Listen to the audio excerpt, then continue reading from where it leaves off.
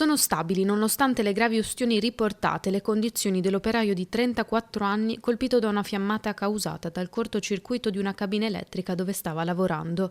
Le indicazioni sui cartelli gialli affissi sui muri davano indicazione di un'interruzione momentanea della corrente elettrica in ramo dei Bombaseri, a 2 passi da Rialto.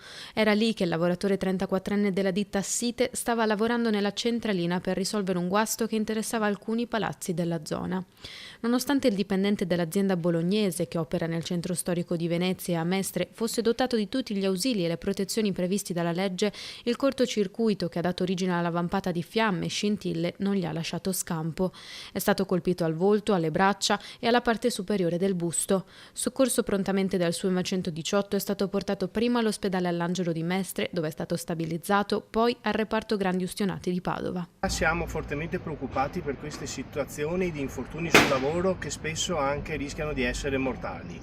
Nonostante i tavoli aperti con le istituzioni, prefettura, Spisal con le forze dell'ordine, evidentemente qualcosa non sta funzionando. Indaga lo Spisal, presente sul posto insieme ai tecnici, per capire l'esatta dinamica dell'accaduto. Sarà infatti l'organo di sicurezza a stabilire se il corto sia stato un evento improvviso e non prevedibile, oppure se ci siano alcune responsabilità legate alla tenuta della cabina o alle condizioni dell'impianto, e soprattutto se l'operaio della ditta in subappalto Perennial fosse davvero autorizzato a intervenire. Dobbiamo metterci tutti qualcosa in più a partire dai datori e anche con la formazione per i lavoratori affinché ciò non succeda. Non ci dobbiamo più permettere che un padre di famiglia, un figlio vada a lavoro e non torni più a casa dai propri familiari. Dobbiamo agire tutti con tempestività.